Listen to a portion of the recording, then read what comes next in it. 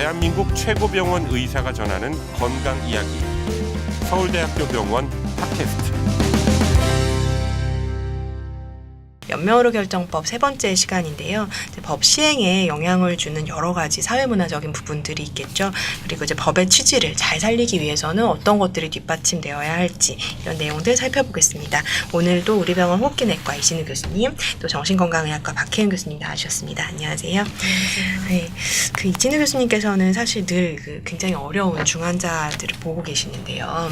이제 의사로서 사실 이제 굉장히 열심히 치료하고 이제 이전의 상태로 회복시키기 위해서 노력하던 환자분 또는 그 가족분들한테 더 이상 희생이 어렵다 이런 얘기들을 하는 굉장히 어려우실 것 같고 이제 환자 가족도 받아들이기 어려우실 것 같은데 실제로 어떤가요?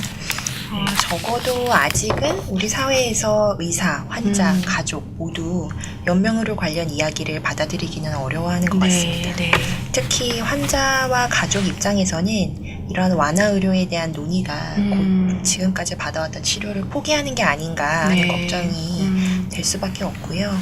그러나 연명의료라고 의료진이 이야기를 할 때에는 환자 상태를 호전시키지 못하면서 임종 과정을 길게 연장시키는 연명의료에 대한 이야기를 하는 것이고 이를 선택하지 않는다고 해도 임종 후의 돌봄은 계속 지속이 됩니다. 그래서 적극적으로 증상을 완화시키고 침습적이거나 고통스러운 처치는 최소화하는 방향으로 돌봄의 방향이 그냥 전환되는 것일 뿐이라고 생각을 하시면 될 것 같습니다. 네.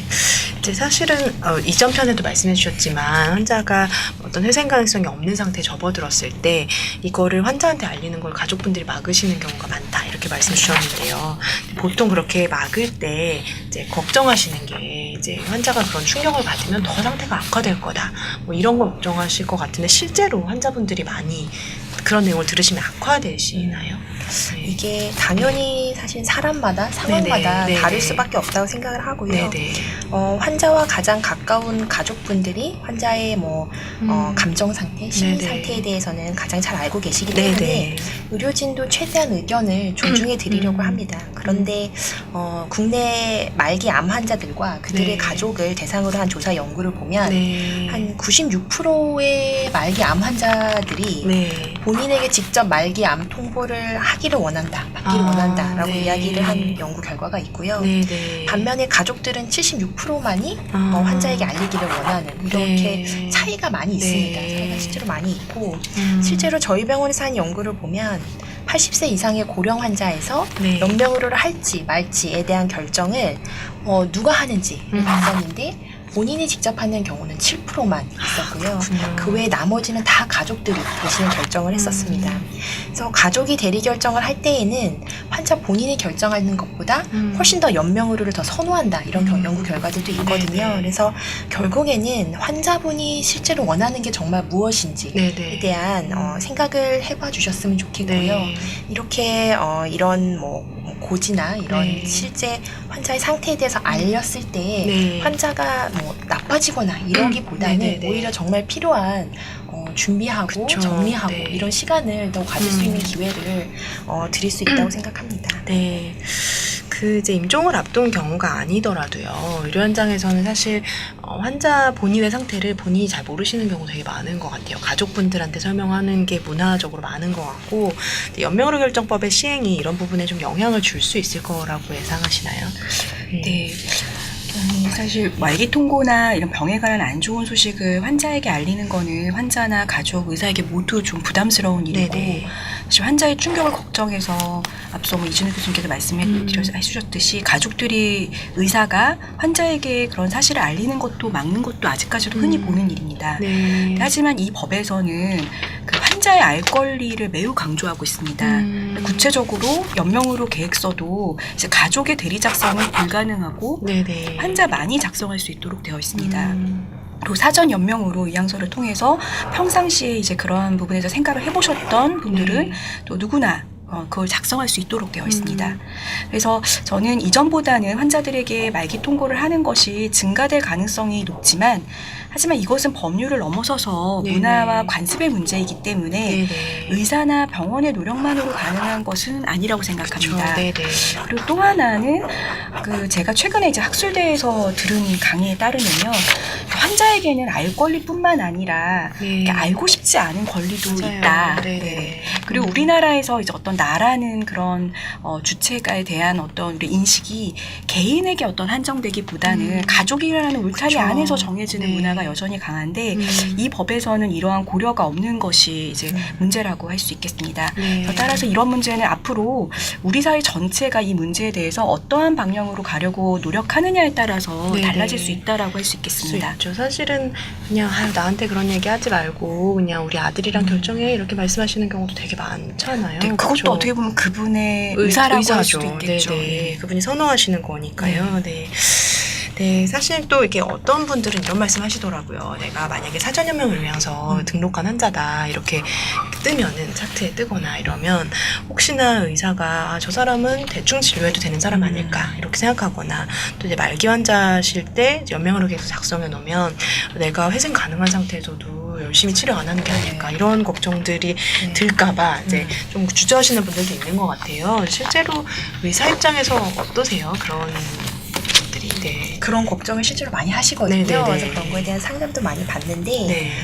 연명 의료를 하지 않거나 중단하는 네. 등의 결정은 임종 과정에 있는 환자라는 그런 전제 조건이 있습니다. 네네. 그래서 회복되지 않고 계속 네. 나빠지고 임종이 임박한 상태여야지 이런 네. 결정에 영향을 미칠 수 있는 거고요. 네. 또한 이런 임종기에 대한 결정은 앞서 말씀드린 것처럼 직접 진료한 담당 의사와 해당 분야의 전문의 1인이 동일하게 판단을 했을 때만 실행이 됩니다. 네네. 그래서 그쵸. 아직 회복이 불가능한 상태에서 연명의료 계획서 또는 사전 연명의료 계획서 등을 이행을 하는 것이지 네. 회복의 가능성이 있는 상황에서는 이런 것들이 다 진료에 영향을 미치지 않거든요. 네. 그리고 또한 임종기에서 정말 이행을 하는 과정에 있어서도 이런 의향서가 있다라고 해서 다른 치료가 중단되는 거는 절대 아니고요. 네. 이제 치료 목표가 전에는 정말 고생스럽더라도 적극적으로 치료를 하자, 할 수 있는 건 다 하자 이런 네네네. 방향이었다면 맞아요.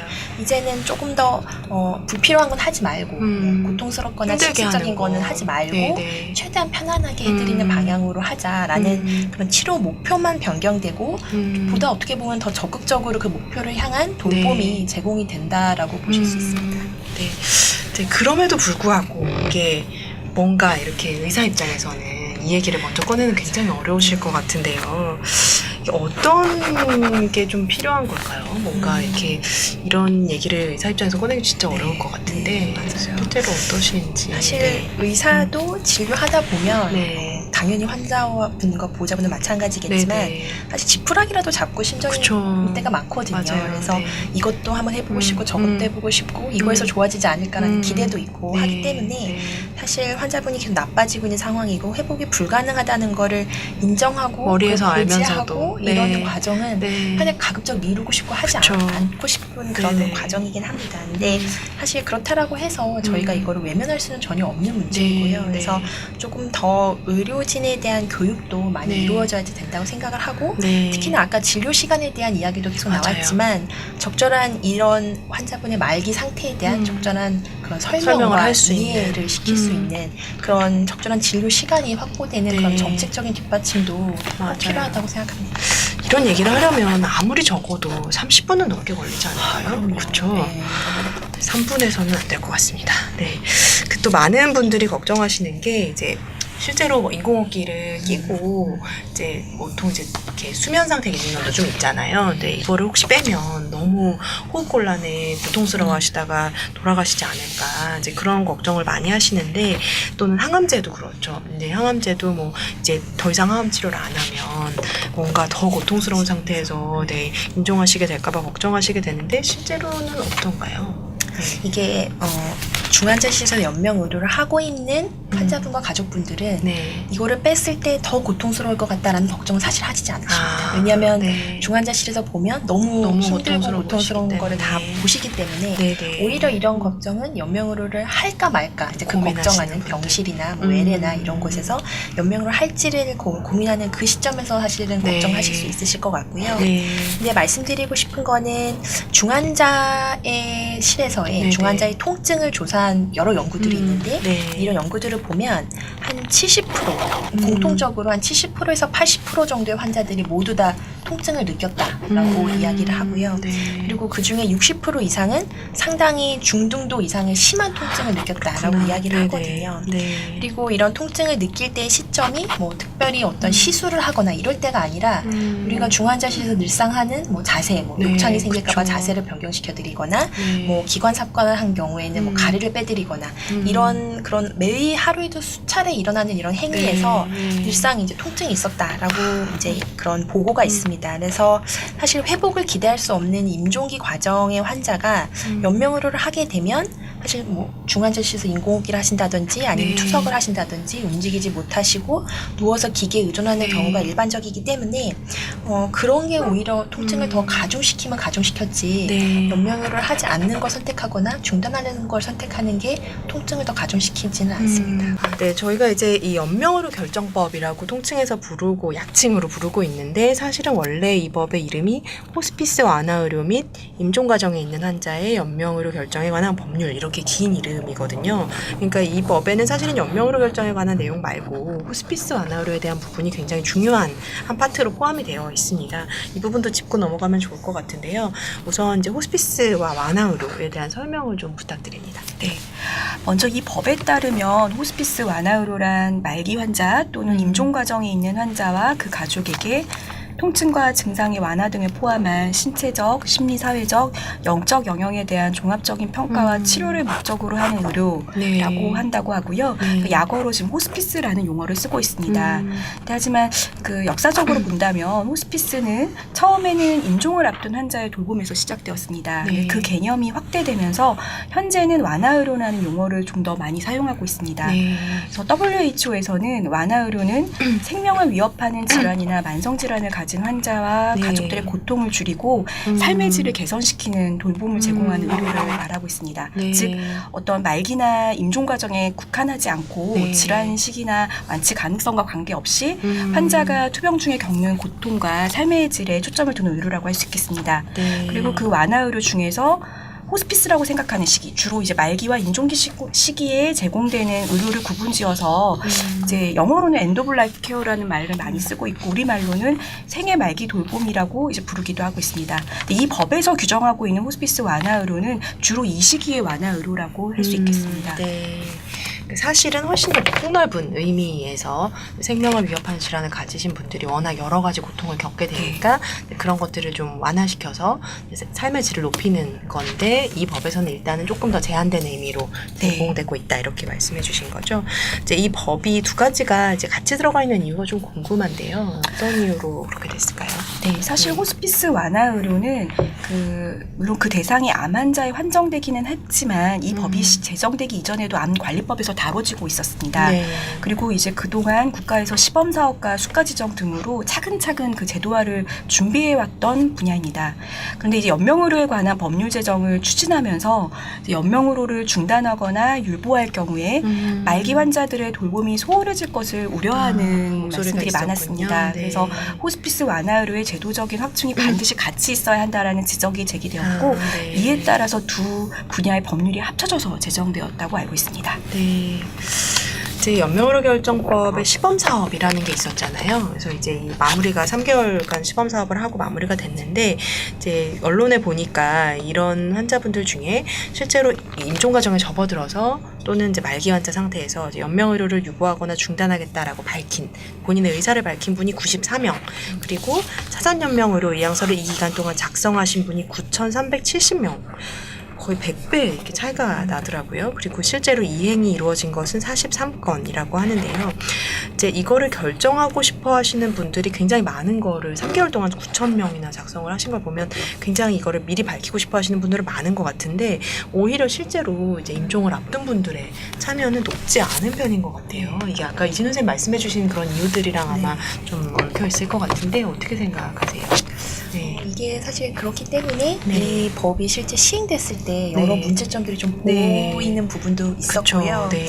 이렇게 말씀하신 것처럼 하전 연명의료 의향서보다 연명의료 계획서 작성률이 현저하게 떨어지는데 떨어지니까, 네. 여기에는 뭐 여러 가지 문제점이 있을 수 있지만 일단 두 가지를 말씀드리면 연명의료 계획서는 환자가 자신이 말기라는 거, 자기 임종지든지 네. 말기라는 걸 알고 작성을 해야 되는데 네. 아직까지는 말기에 대한 고지가 사실 쉽게 이루어지지 않는다라고 생각이 되고요. 네. 네. 말기라는 것을 조금 더 덜 부담을 가지고 솔직하게 얘기할 수 있는 그런 환경이 이루어져야 되고 그걸 또 잘 받아들일 수 있는 그런 네. 좀 문화가 형성이 되고 네. 그뿐만 아니라 가족이 그런 울타리 안에서 대신 결정해 주려기보다는 네, 네. 환자가 좀 더 스스로 결정할 수 있게끔 하는 자기 결정권을 좀 더 존중해 주는 그런 문화로 바뀌는 그런 과정이 필요하다라고 생각이 되는데 네, 네. 상당히 좀 짧은 기간 내에는 맞아요. 하기 어려웠다고 생각이 네. 되거든요. 네.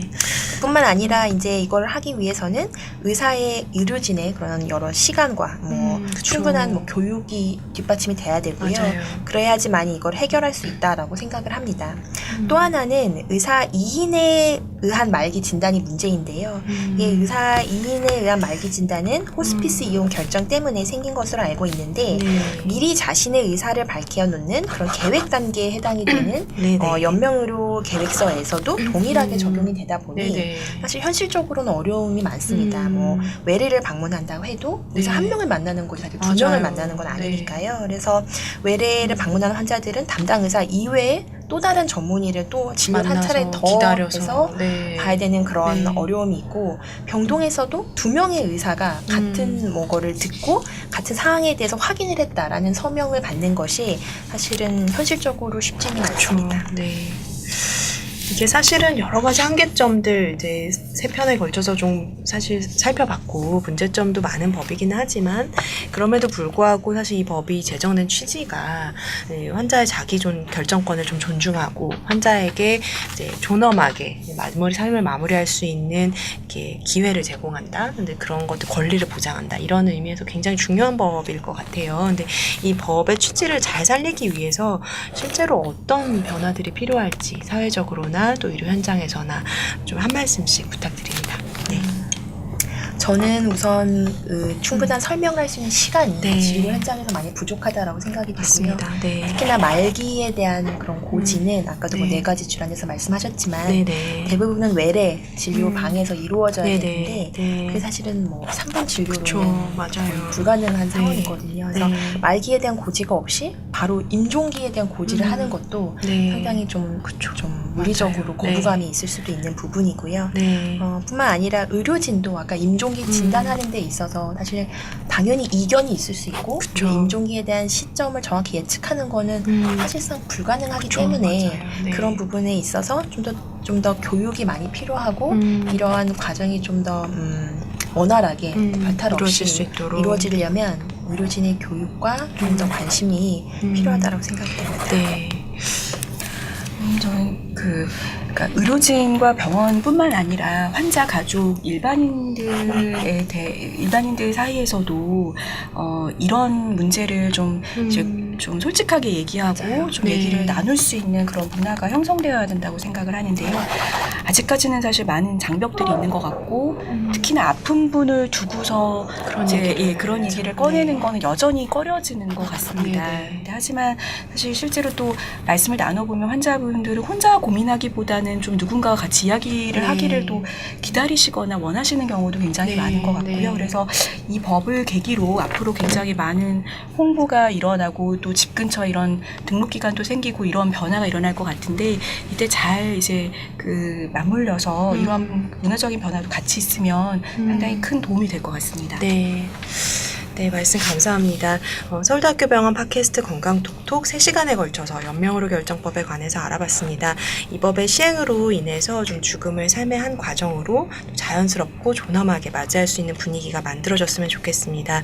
네, 오늘 이 팟캐스트 들으신 분들이 저녁에 가족들이랑 잠깐이라도 자기 생각에 대해서 나눌 수 있는 자리 만들어 보시는 것도 좋을 것 같아요. 네, 지금까지 진행의 김민선, 도움 말씀의 우리 병원 호흡기내과 이진우 교수님, 정신건강의학과 박혜연 교수님이었습니다. 고맙습니다. 건강하세요.